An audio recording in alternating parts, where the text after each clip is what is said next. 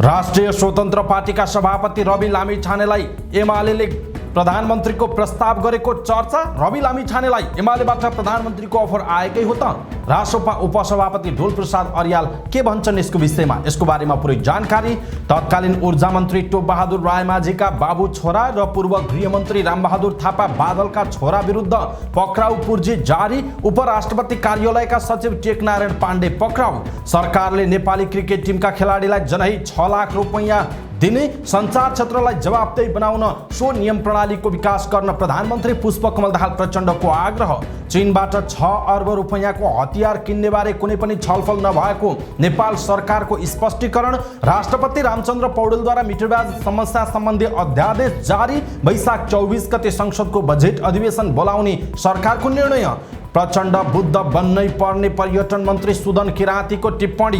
हाम्रो पार्टीलाई बाइपास गरिँदैछ, गठबन्धन धरापमा पर्न सक्छ भन्दै नेकपा एकीकृत समाजवादीका अध्यक्ष माधव कुमार नेपालको गुनासो। सर्वोच्च अदालतले अविलम्ब प्रधान न्यायाधीश पाउनुपर्ने नेपाल बार एसोसिएसनका अध्यक्ष गोपाल कृष्ण घिमिरेको टिप्पणी। कुनै पनि बहानामा प्रेसमाथि अंकुश लगाउन नहुने राष्ट्रिय मानवाधिकार आयोगका अध्यक्ष तप बहादुर मगरको भनाई। उम्मेदवारको डेटा हराएपछि लोकसेवा आयोगद्वारा पुनः दरखास्त आह्वान। प्रज्ञा प्रतिष्ठानको पुस्तक प्रदर्शनी। पठन संस्कृति विकासका लागि कोसे ढुङ्गा। मोहना नदीको बहाव र भौगोलिक संरचनाको अध्ययन गर्न विज्ञको सुझाव।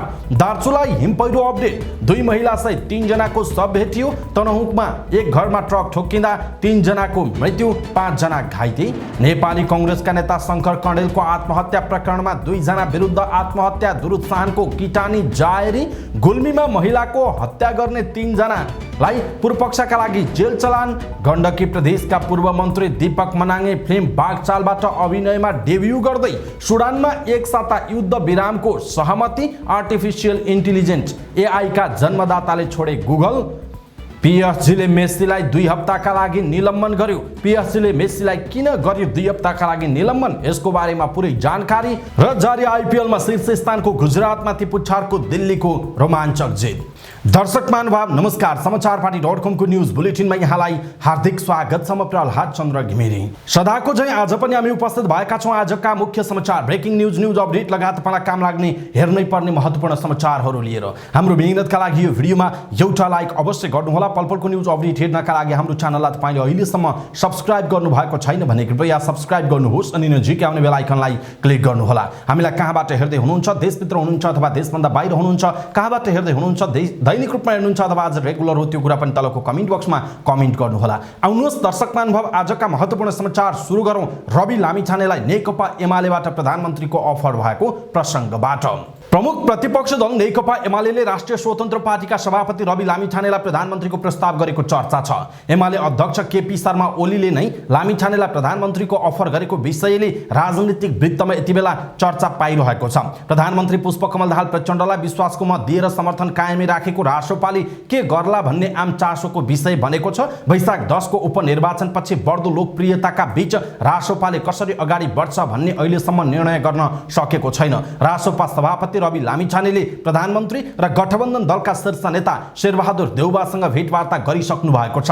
सरकारमा जान सकारात्मक देखिएको रासोपाले औपचारिक निर्णय शुक्रबार गर्ने बताइएको छ। सरकारमा जान सकारात्मक रहेका रासोपालाई विपक्षी कित्ताबाट गठबन्धनको अफर आएको बारेमा उपसभापति ढोल प्रसाद अर्यालसँग जिज्ञासा राख्दा अहिलेसम्म कुनै प्रस्ताव नआएको प्रस्ट्याउनुभयो। उहाँले भन्नुभएको छ, एमालेले सभापतिजीलाई प्रधानमन्त्रीको प्रस्ताव गरेको भनेर मिडियामा मेरै नाम कोट गरेर समाचार हालेको देखे। समाचार लेख्नेहरूसँग मैले अहिलेसम्म कुरा गरेको छैन, उहाँको भनाइ छ। अहिले बाहिर चर्चामा आएको कुरा कतै पनि सत्यता नभएको उहाँको दाबी छ। सरकारमा जाने वा नजाने भन्ने विषयमा छलफल भइरहेको उहाँले बताउनुभयो। उहाँले थप्नुभयो, सभापतिजीले सत्ता गठबन्धनका शीर्ष नेताहरूसँग कुराकानी गरिराख्नु भएको छ। अब शुक्रबारको बैठकले निर्णय गर्छ, ढोल प्रसाद अर्यालको भनाइरहेको छ। दर्शक महानुभाव, जसरी मिडियामा प्रधानमन्त्रीका लागि रवि लामिछानेलाई नेकपा एमालेले प्रस्ताव गरेको भन्ने खालको कुरा आएको छ, यसप्रति तपाईको धारणा के छ? आफ्नो धारणा तलको कमेन्ट बक्समा कमेन्ट गर्नुहोला। कतै हावा नचलिकन पात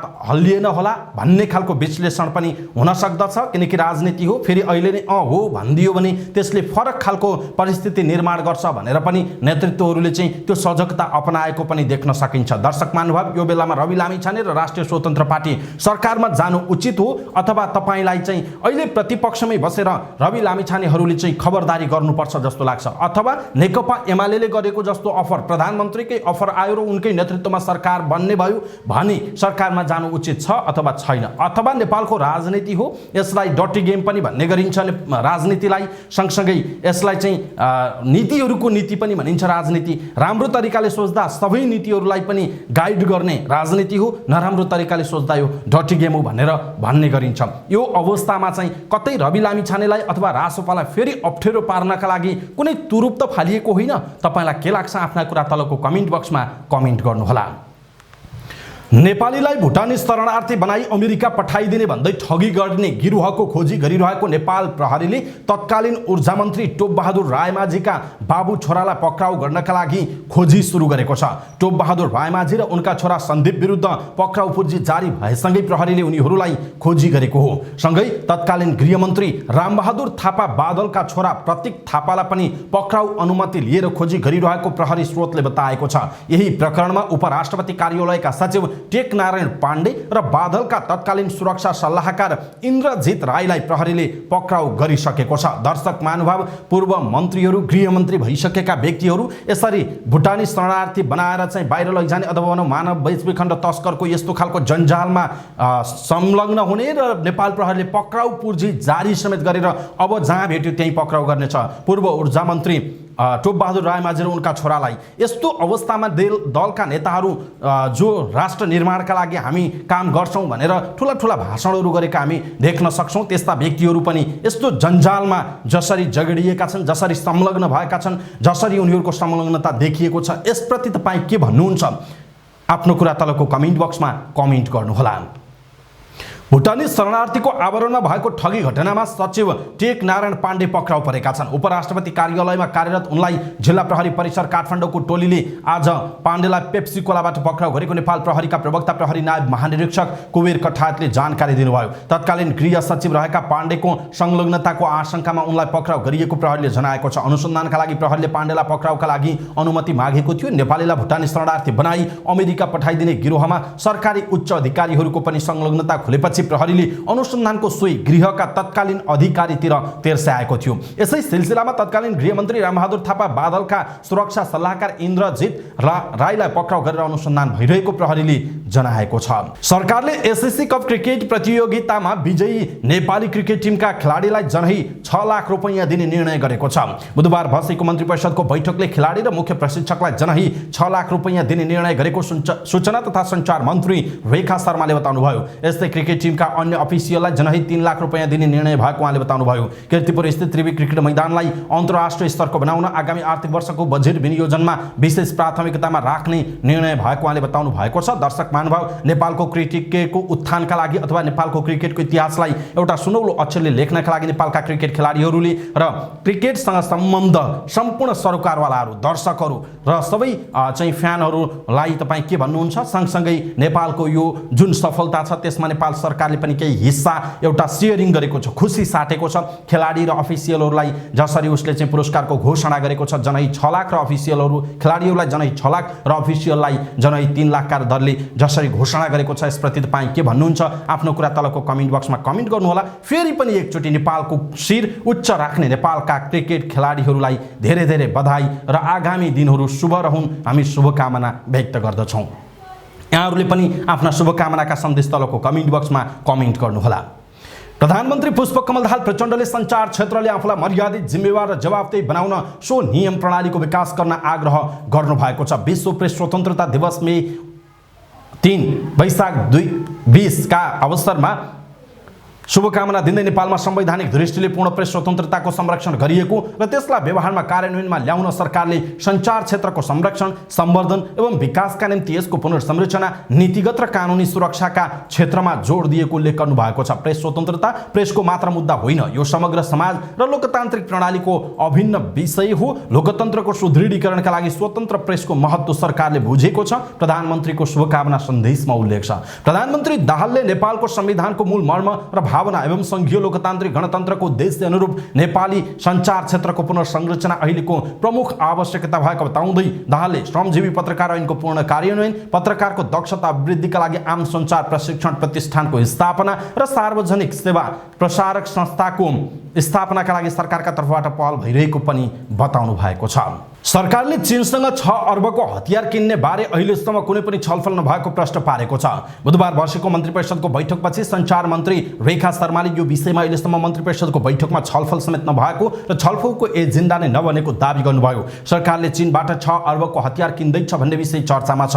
त्यसबारे सरकारको आधिकारिक धारणा के हो भन्ने बारेमा सञ्चारकर्मीहरूको प्रश्नमा सञ्चार मन्त्री शर्माले भन्नुभयो त्यस्तो प्रस्ताव क्याबिनेटमा केही आएको छैन, त्यस कारणले यो विषयमा छलफल र कुनै निर्णय पनि भएको छैन उहाँको भनाइ छ। छलफल नै नभएको विषयमा सरकारको धारणा हुँदैन उहाँले भन्नुभएको छ। हतियार खरिद आवश्यक नीति नियम र कानुनभित्र रहेर हुने भए पनि अहिलेसम्म सरकारले त्यसबारेमा छलफल नगरेको उहाँले दोहोर्याउनु भयो। चीनसँग प्रधानमन्त्रीको भारत भ्रमणको विषय जोड्न नमिल्ने पनि उहाँको तर्क रहेको छ।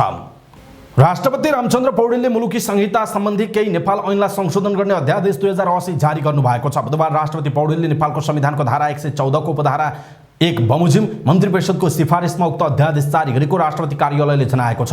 सरकारले मिटरबाज विरुद्धको समस्या समाधानका लागि उक्त अध्यादेश ल्याएको हो। मंगलबार बसेको मन्त्री परिषदको बैठकले राष्ट्रपति समक्ष अध्यादेश पठाउने निर्णय गरेको थियो। सरकारले बजेट अधिवेशन बोलाउन राष्ट्रपति समक्ष सिफारिस गरेको छ। आज बसेको मन्त्री परिषदको बैठकले वैशाख 24 गते बजेट अधिवेशन बोलाउन सिफारिस गरेको हो। यही शुक्रबारबाट संसदको हिउँदे अधिवेशन अन्त्य भएको थियो। संस्कृति, पर्यटन तथा नागरिक उड्डयन मन्त्री सुदन किराँतीले देशको अवस्थालाई हेरेर प्रधानमन्त्री पुष्पकमल दाहाल प्रचण्डले बुद्ध मार्गी नीति लिनुपर्ने बताउनुभयो। त्रिभुवन विश्वविद्यालय बुद्ध दर्शन विभागद्वारा आयोजित कार्यक्रममा मन्त्री किराँतीले देशका जल्दोबल्दो समस्या सम्हाल्न प्रचण्डको अग्रसरताको खाँचो औल्याउनु भयो। अर्थतन्त्रमा देखिएको सङ्कट, शान्ति प्रक्रियाको टुङ्गो लगायतका विषयमा प्रधानमन्त्री पुष्पकमल दाहाल प्रचण्डको पहल कदमी आवश्यक रहेको उहाँको भनाइ छ। किराँतीले भन्नुभयो देशमा देखिएका आर्थिक सङ्कट, जनताको खबरदारी, शान्ति प्रक्रियाका तार्किक निष्कर्ष, राष्ट्रिय अन्तर्राष्ट्रिय नजर सबैलाई हेरेर मध्यमार्गी भएर जानुको विकल्प छैन उहाँको भनाइ रहेको छ। दर्शक महानुभाव, सुदन किराँतीले भने जस्तो के प्रचण्डले बुद्ध मार्ग अथवा भनौँ बुद्धको मार्ग अपनाउन सक्नुहोला अथवा मध्यम मार्गी बाटो अपनाएर अगाडि बढ्न सक्नुहोला अथवा प्रचण्डको कार्यशैलीप्रति तपाईँको कस्तो छ बुझाइ, त्यो कुरा तलको कमेन्ट बक्समा कमेन्ट गर्नुहोला। सत्तारूढ घटक नेकपा एकीकृत समाजवादीका अध्यक्ष माधव कुमार नेपालले गठबन्धनमा आफ्नो पार्टीलाई उपेक्षा गर्ने काम भइरहेको गुनासो गर्नुभएको छ। सुर्खेतको वीरेन्द्रनगरमा आयोजित पत्रकार सम्मेलनमा उहाँले आफूहरूले गरेको योगदान नबिर्सन चेतावनी समेत दिनुभयो। कर्णालीमा माओवादीको दम्भ र घमण्ड देखिएको भन्दै नेपालले भन्नुभयो कर्णालीमा माओवादीको दम्भ र घमण्डले हाम्रा साथीहरू दुखी हुनुहुन्छ। सरकारमा एकलौटी गरिएको छ, गठबन्धन टिकाउने कुरा भइरहँदा हाम्रो पार्टीलाई बाइपास गर्न खोजिँदैछ, पीडा दिइएको छ, यसले धरापमा पर्न सक्छ, मैले मनको पीडा पोखेको हुँ उहाँको भनाइ छ। प्रचण्ड ओलीको शरणमा गए पनि त्यहाँ टिक्न नसकेर चुनावी गठबन्धनमा फर्किएको तर गठबन्धनको स्पिरिट अनुसार काम गर्न नसकिरहेको उहाँले टिप्पणी गर्नुभएको छ। देश र जनताको पक्षमा रहेर काम गरून् भन्ने आफ्नो चाहना रहेको भन्दै उहाँले सीमित साधन र स्रोतको अधिकतम प्रयोग गर्न सुझाव दिनुभयो। अध्यक्ष नेपालले आफू प्रधानमन्त्री हुँदा राज्य सत्ताको दुरुपयोग नगरेको जिकिर गर्नुभयो। मन नेतृत्वमा हुँदा गेम चेन्जर आयोजना ल्याएको थियो। विश्वविद्यालयहरूको सुरुवात त्यही बेलादेखि भएको हो। अप्ठ्यारो बेलामा र पार्टीभित्रबाट चुनौती आउँदा पनि निकै काम गरेको हो तर यी कुराहरूको चर्चा हुँदैन। विरोधका नाममा विरोध मात्र गरिएको छ। 74 मा 2/3 बहुमत आउँदा पनि त्यसको कदर नभएको भन्दै उहाँले भन्नुभयो त्यसमा एउटा चरम दुरुपयोग गरेर चल्नुपर्ने पक्षमा र अर्को त्यसको विरुद्धमा उभिएको थियो। तर ओलीले पचाएनन् र संसद विघटन गरेर नेपालको राजनीति दुर्घटनामा गयो माधव कुमार नेपालको भनाइरहेको छ। अविलम्ब प्रधान न्यायाधीशको नियुक्ति गर्न माग गर्दै नेपाल बार एसोसिएसनले आन्दोलन जारी राखेको छ। बुधबार पनि नेपाल बार एसोसिएसन परिसरमा कानुन व्यवसायीहरूले आन्दोलन जारी राखेका हुन्। उनीहरूले तत्काल प्रधान न्यायाधीश नियुक्ति गर्न माग गरेका हुन्। आन्दोलनका क्रममा सञ्चारकर्मीहरूसँग कुराकानी गर्दै नेपाल बार एसोसिएसनका अध्यक्ष गोपाल कृष्ण घिमिरेले न्यायपालिका प्रमुख अविलम्ब पाउनुपर्ने बताउनुभयो। उहाँले अटोमेटिक ढङ्गबाट पेशी व्यवस्थापन प्रणाली हुनुपर्ने पनि बताउनुभयो। उहाँले नेपालका विभिन्न निकायहरू आफ्नो भूमिकाबाट टाढिँदै गएको बताउनुभयो। नेपाल बार एसोसिएसनका पूर्व अध्यक्ष चण्डेश्वर श्रेष्ठले नेपाल बारको आन्दोलन व्यक्तिका लागि नभई संस्थाका लागि अदालतमा भइरहेको गलत कामहरूका लागि भएको बताउनुभयो। उहाँले उच्च र जिल्ला अदालतहरूमा बाँकी न्यायाधीश तत्काल पूर्ति गर्नुपर्ने बताउनुभयो। कानुन व्यवस्थायीहरूले संवैधानिक दायित्व पूरा गर, प्रधान न्यायाधीश नियुक्ति अविलम्ब गर, सर्वोच्च अदालत र सबै अदालतमा रिक्त रहेका न्यायाधीश तत्काल नियुक्ति गर, स्वतन्त्र न्यायपालिकाको रक्षा गरौँ लगायतका प्लेकार्ड बोकेर विरोध जनाएका थिए। राष्ट्रिय मानवाधिकार आयोगका अध्यक्ष तप बहादुर मगरले कुनै पनि बहानामा प्रेसमाथि अंकुश लगाउन नहुने बताउनु भएको छ। विश्व प्रेस स्वतन्त्रता दिवसका अवसरमा काठमाडौँमा आयोजित कार्यक्रममा बोल्दै उहाँले प्रेस जगतले निष्पक्ष, स्वतन्त्र र मर्यादित भई घृणायुक्त अभिव्यक्तिबाट पृथक भएर काम गर्नुपर्ने बताउनु भएको हो। उहाँले स्वतन्त्र प्रेसका मूल्य मान्यतालाई आत्मसात गर्दै आम जनतालाई सुसूचित गराउने वातावरण सरकारले तयार गर्नुपर्ने बताउनुभयो। उहाँले मुलुकको मर्म बमोजिम प्रेसको रक्षा गर्नु सबैको दायित्व भएको बताउनुभयो। उहाँले अझै पनि नेपालको पत्रकारिता क्षेत्रसँग सम्बन्धित विभिन्न कानुन नियम निर्माण हुन नसकेको भन्दै सरकारले तत्काल पत्रकारिता क्षेत्रसँग सम्बन्धित विभिन्न कानुन बनाउन आवश्यक रहेको उल्लेख गर्नुभयो। उहाँले इन्टरनेटको विकाससँगै सुरु भएको डिजिटल पत्रकारिता चुनौती र अवसरको बीचमा रहेको बताउनुभयो। महासंघले पछिल्लो एक वर्षमा नेपालमा प्रेस स्वतन्त्रता हननका 55वटा घटना भएको नेपाल पत्रकार महासंघले जनाएको छ। विश्व प्रेस स्वतन्त्रता दिवसका अवसरमा महासंघले 3 मे 2022 देखि 26 अप्रिल 2023 सम्म भएका प्रेस स्वतन्त्रता हननका 55वटा घटना भएको प्रतिवेदन सार्वजनिक गरेको छ। प्रेस स्वतन्त्रता हननका 55वटा घटनामा 93 जना पत्रकार र 8 सञ्चार संस्था गरी 101 पीडित भएको महासंघले जनाएको छ। एक वर्षको अवधिमा कब्जा अवरोधका साथ दुर्व्यवहार तथा धम्कीका 24, आक्रमणका 11वटा, लैंगिक हिंसाका 2, विस्थापन 1 र पेशागत असुरक्षाका 55वटा घटना भएको महासंघले जानकारी दिएको छ। उम्मेदवारहरूको डेटा मेटिएपछि लोकसेवा आयोगले पुनः दरखास्त आह्वान गरेको छ। बुधबारबाट लागू हुने गरी आयोगले 30 दिनसम्ममा पुनः दरखास्त दिन आह्वान गरेको हो। लोकसेवा आयोगले 2079 मक्सिर, पुष र माघ महिनामा प्रकाशित विज्ञापनहरूमा दरखास्त दिइसकेका उम्मेदवारहरूलाई पुनः दरखास्तका लागि आह्वान गरिएको आयोगका प्रवक्ता एवं सहसचिव तोय नारायण सुवेदीले बताउनुभयो। उहाँले 2079 मक्सिर, पुष र माघ महिनामा प्रकाशित विज्ञापनहरूमा दरखास्त दिइसकेकाहरूले मात्रै दरखास्त भर्न पाउने र उनीहरूले दस्तुर शुल्क तिर्नु पर्ने बताउनुभयो। उहाँले यस पटक पनि 80,000 भन्दा धेरैले दरखास्त भर्ने अनुमान गरेको बताउनुभयो। उहाँले पहिला दरखास्त भरिसकेकाहरूको डेटा सङ्कलनका लागि मात्रै पुनः दरखास्त आह्वान गरिएको उल्लेख गर्नुभयो। प्रवक्ता सुवेदीले आयोगले शाखा अधिकृतको परीक्षा असार 9 गते गर्ने र अन्य पदको परीक्षा भने साउन महिनादेखि मक्सिरसम्म सक्ने गरी तयारी गरिरहेको बताउनुभयो। उहाँले पुनः दरखास्त दिँदा पहिला जुन समूहको विज्ञापनमा आवेदन गरिएको हो सही समूहको विज्ञापनमा मात्र आवेदन दिनुपर्ने बताउनुभयो। उहाँका अनुसार पुनः दरखास्त प्राप्त भएपछि साविकमा स्वीकृत भइसकेका दरखास्तहरू अनलाइन दरखास्त प्रणालीबाट पहिचान गरी पुनः दरखास्त स्वीकृत हुने प्रबन्ध मिलाइएको जनाइएको छ। नेपाल प्रज्ञा प्रतिष्ठानको पुस्तक प्रदर्शनीले पठन संस्कृतिको विकासमा टेवा पुर्याएको अवलोकनकर्ताहरूले बताएका छन्। नयाँ वर्षको अवसर पारेर प्रतिष्ठानको भानुभक्त कक्षमा वैशाखको 4 गतेदेखि सुरु भएको प्रदर्शनी जारी छ।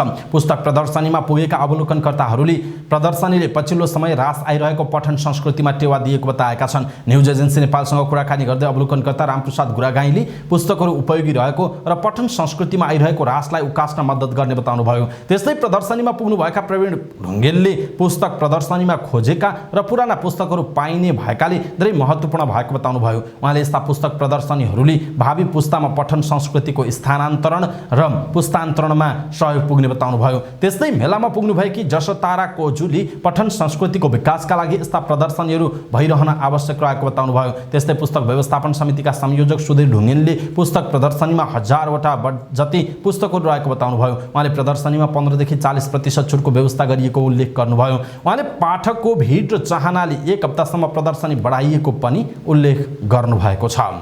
चुरे मुहान भएर बग्ने नदी ताल तलैया धेरै भएको सुदूरपश्चिमको कैलाली जिल्लाको कैलाली गाउँपालिका जिल्लामा नै सबैभन्दा बढी बाढी प्रभावित क्षेत्र हो। गाउँपालिकाको धेरै स्थान ओगटिएको, विशेष गरेर मुहाना र घुरा नदीका कारण पनि यो गाउँपालिका प्रभावित भएको छ। कैलाली गाउँपालिकाको प्रमुख नदीका रूपमा करिब 15 किलोमिटर लम्बाइ ओगटेको मुहाना नदी 10 किलोमिटरमा धुराहा गुरही नदी तथा लिकमा कटैनी, सुर्मी र मुकालु नदी 20 किलोमिटर क्षेत्रमा फैलिएका छन्। साथ ही छोडेर गाउँपालिकाले सूचीमा नै राखेका तालहरू 30 वटा रहेका छन्।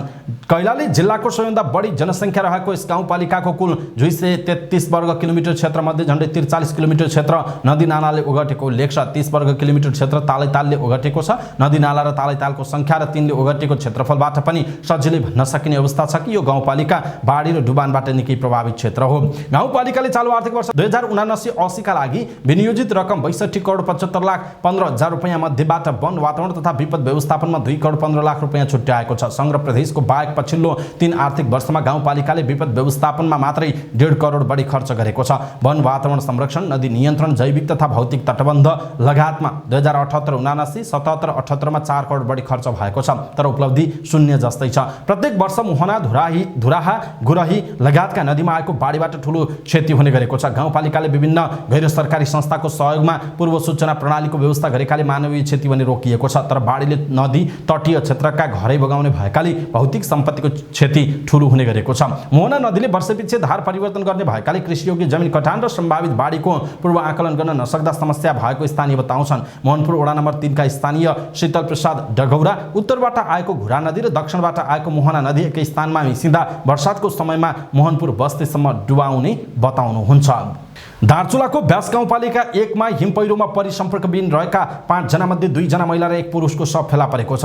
मंगलबारदेखि हिमपैह्रोमा परिसम्पर्कविहीन रहेका यार्स संकलन मध्ये 7 जनाको सशस्त्र प्रहरीले उद्धार गरेको थियो भने 5 जना सम्पर्कविहीन थिए। दार्चुलाको छाडुङमा रहेको सशस्त्र प्रहरी बल 50 नम्बर गुल्मका गुल्मपति सशस्त्र प्रहरी नायब परीक्षक ईश्वरी दत्त भट्टले केही समय अगाडि बेपत्ता भएको ठाउँबाट करिब 2.5 किलोमिटर तल हिउँभन्दा बाहिर मृत अवस्थामा 3 शव भेटिएको जानकारी दिनुभयो। शव भेटिएपछि स्थानीय नेपाल प्रहरी र हाम्रो टोली घटनास्थलमा पुगेको छ। उहाँले भन्नुभयो शव भेटिए पनि पहिचान भने खुलेको छैन। मंगलबार दिउँसोबाट सशस्त्रको टोली उद्धार तथा खोजीमा खटिएको भए पनि लगातारको हिमपात र वर्षाका कारण कठिनाई भएको थियो। हिजो पनि राति 9:30 बजेसम्म खोजीमा जुट्यौं। उहाँले भन्नुभयो आज पनि बिहानबाट टोली खटिएको छ। उहाँका अनुसार सो क्षेत्रमा यार्सा संकलकहरू त्रिपालमा बसिरहेका थिए। तनहुमा ट्रक पल्टी घरमा ठोकिँदा 3 जनाको मृत्यु भएको छ भने अरु 5 जना घाइते भएका छन्। बुधबार बिहान 9:20 को समयमा जिल्ला तनहु बन्दीपुर गाउँपालिका वडा नम्बर 5 आँधीखोला स्थित पृथ्वी राजमार्ग सडक खण्डमा डुम्रीबाट मुलुङतर्फ जाँदै गरेको ना 4 ख 1973 नम्बरको ट्रक अनियन्त्रित भई सडकको छेउमा रहेको सुनमाया भुजेल र सनबहादुर भुजेलको घरमा ठोकिएको थियो। दुर्घटनामा 8 जना घाइते भएको र सबैलाई उपचारका लागि चितवन स्थित पुरानो मेडिकल कलेज भरतपुर पठाइएको बताइएको छ। 3 जनाको उपचारका क्रममा अस्पतालमा मृत्यु भएको जिल्ला प्रहरी कार्यालय तनहुका प्रहरी नायब प्रेक्षक मोहन बहादुर खाँडले बताउनुभयो। मृत्यु हुनेमा तनहु बन्दीपुर गाउँपालिका वडा नम्बर 1 बस्ने 12 का आयुष भुजेल, 50 वर्षका चित बहादुर घरती र अन्दाजी 69 वर्षका सनबहादुर भुजेल रहेको खाँडले बताउनुभयो। 5 जना घाइतेको पुरानो मेडिकल कलेज भरतपुरमा उपचार भइरहेको प्रहरीले जनाएको छ।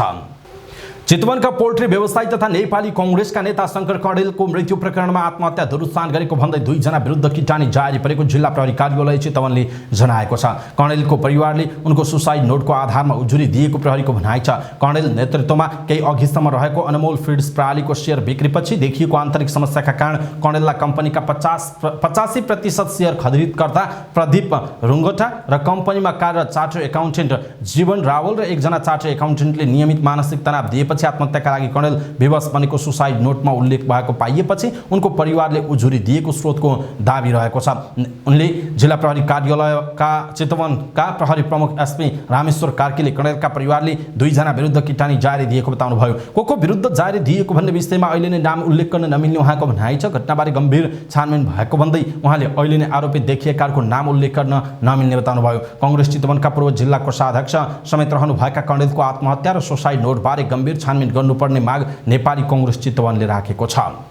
गुल्मीको मुस्तिकोट नगरपालिका 7 वामीमा एक महिलाको हत्या गर्ने 3 जना अभियुक्त पूर्वपक्षका लागि कारागार चलान भएका छन्। वामीमा होटल सञ्चालन गर्दै आउनु भएकी 58 वर्षीय गंगा शेरचनको गत माघ 15 गते निर्मम हत्या भएको थियो। शेरचनको शव आफ्नै होटलभित्र प्लास्टिकको टेपले हात खुट्टा र मुख बाँधेर मृत अवस्थामा भेटिएको थियो। उहाँको हत्यामा बागलुङको बडीगाड गाउँपालिका 7 का थम्मन बहादुर घरती, मकवानपुरको बितिनी गाउँपालिका 7 घर भई हाल काठमाडौँको चन्द्रागिरी नगरपालिका 10 बस्ने लोकबहादुर दर्लामी र सिन्धुपाल्चोक तालचोकको 12 विषय नगरपालिका 2 घर भई हाल काभ्रे पलाञ्चोकको धुलीखेल नगरपालिका 7 बस्ने श्री बहादुर तामाङलाई पक्राउ गरी गुल्मी जिल्ला अदालतबाट पूर्वपक्षका लागि जिल्ला कारागार गुल्मीमा पठाइएको जिल्ला प्रहरी कार्यालय गुल्मीका प्रहरी नायब उपरीक्षक डीएसपी दिल्ली नारायण पाण्डेले बताउनुभयो।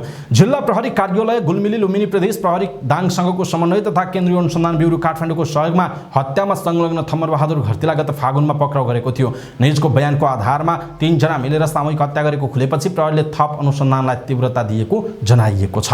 गण्डकी प्रदेशका सांसद दीपक मनाङीको प्रस्तुतिमा एक्सन लभ स्टोरी फिल्म बागचाल निर्माण हुने भएको छ। 3 नायक र 3 नायिका पात्र रहने फिल्मको शीर्ष मध्यको भूमिकामा स्वयं मनाङी समेत देखिने भएका छन्। अभिनयका हिसाबले यो उनको डेब्यू फिल्म रहनेछ। निर्माता र अभिनेता सबिन श्रेष्ठका अनुसार फिल्ममा मनाङीले एक विशेष भूमिका निर्वाह गर्नेछन्, जसबारे चाँडै हुने पत्रकार सम्मेलन मार्फत बताइनेछ। फिल्मको 3 नायक मध्ये 1 जनामा सबिन हुनेछन् भने बाँकी 2 नायक फाइनल हुन बाँकी छ। 2 नायिका मध्ये एकमा अनुसाहा हुन सक्ने बताइएको छ भने अर्की मुम्बईमा रहने नेपाली भाषी अभिनेत्री हुनेछन्। उनीसँग फिल्म साइन गर्न सबिन अर्को साता मुम्बई जाँदैछन्। यो फिल्मको पटकथा शिवम अधिकारीले लेखेका हुन् भने निर्देशन सम्राट बस्नेतले गर्नेछन्। यसअघि पनि बागचाल शीर्षकमा फिल्म निर्माण भएको थियो, तर 10 वर्षपछि सोही नाममा अर्को फिल्म बनाउन पाइने कानुनी व्यवस्था छ। दशैं अघि छायाङ्कन गर्ने तयारी रहेको फिल्मलाई अर्को वर्षको वैशाख 1 गते रिलिज गर्ने लक्ष्य राखिएको छ।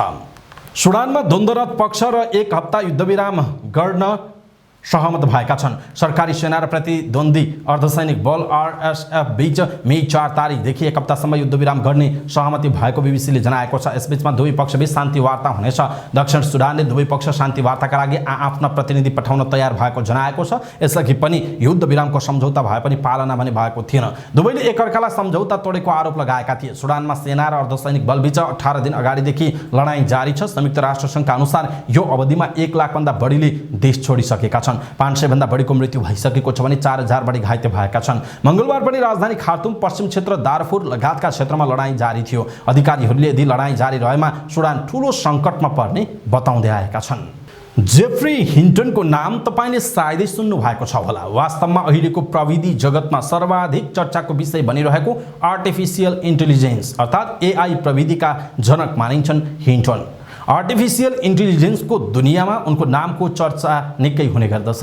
तिनै 75 वर्षीय हिन्टनले गुगल कम्पनीबाट राजीनामा दिएको विषय अहिले चर्चाको विषय बनेको छ।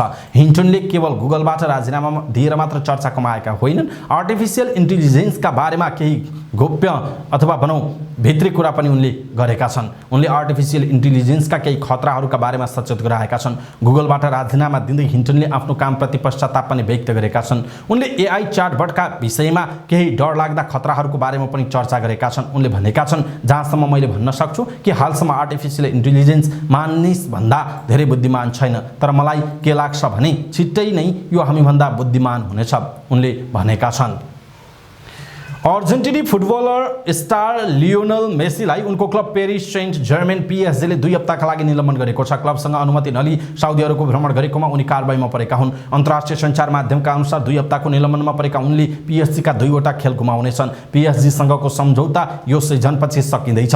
सम्झौता सकिनु र मेसीले सम्झौता नवीकरणको प्रतीक्षा गरिरहेका बेला उनीमाथि कारबाही भएको हो। निलम्बनको समयमा क्लबमा प्रशिक्षण समेत गर्न नपाउने मेसीले यो समयको पारिश्रमिक पनि पाउने छैनन्। स्रोतलाई उल्लेख गर्दै समाचार संस्था एपीले जनाएअनुसार उनले साउदी अरबको भ्रमणमा जान अनुमति मागेका थिए, तर क्लबले उनलाई अनुमति दिएको थिएन। तर पनि पर्यटन प्रवर्धनको एउटा कार्यक्रममा सहभागी हुन मेसी साउदी अरब पुगेका थिए। उनी साउदी अरबको पर्यटन बोर्डको अफिसियल ब्रान्ड एम्बेसडर पनि हुन्। इन्डियन प्रिमियर लिग आइपिएलमा पुछारमा रहेको दिल्ली क्यापिटल्सले शीर्ष स्थानको गुजरात टाइटन्समाथि 5 रनको रोमाञ्चक जित हात पारेको छ। गुजरातको घरेलु मैदान नरेन्द्र मोदी स्टेडियममा भएको लो स्कोरिङ थ्रिलर खेलमा दिल्लीले 130 रनको लक्ष्य डिफेन्ड गर्दै सिजनको तेस्रो जित निकालेको। त्यसअघि गुजरातको घरेलु मैदानमा टस जितेर पहिला ब्याटिङ गरेको दिल्लीले निर्धारित 20 ओभरमा 8 विकेट गुमाएर 130 रन बनाएको थियो। 9 खेल खेल्दा दिल्लीको यस सिजनमा तेस्रो जित हो भने लिग लिडर गुजरातको तेस्रो हार हो। हारपछि पनि 9 खेलबाट 12 अङ्कसहित गुजरात शीर्ष स्थानमै छ। कोलकाता नाइट राइडर्स र सनराइजर्स हैदराबाद समान 6 अङ्क भए पनि दिल्ली रन रेटका आधारमा पुछारमा रहेको जनाइएको छ। हवस् त समाचारपाटी.com को न्यूज बुलेटिन अहिलेका लागि यति नै। हामीले प्रस्तुत गरेका यी समाचारहरूप्रति तपाईको धारणा के छ? आफ्नो धारणा तलको कमेन्ट बक्समा कमेन्ट गर्नुहोला। हाम्रो मेहनतका लागि यो भिडियोमा एउटा सानो लाइक अवश्य गर्नुहोला। हाम्रो च्यानललाई तपाईले अहिलेसम्म सब्स्क्राइब गर्नुभएको छैन भने कृपया सब्स्क्राइब गर्नुहोस् अनि नजिकै आउने बेल आइकनलाई क्लिक गर्नुहोला। समाचारपाटी न्यूज बुलेटिन नेपाली समयअनुसार भोलि बिहान 5 बजे लिएर फेरि हामी उपस्थित हुनेछौँ। पलपलको न्यूज अपडेटका लागि तपाई समाचारपाटी हेर्दै गर्नुहोस्। नमस्कार, तपाईको जय होस्।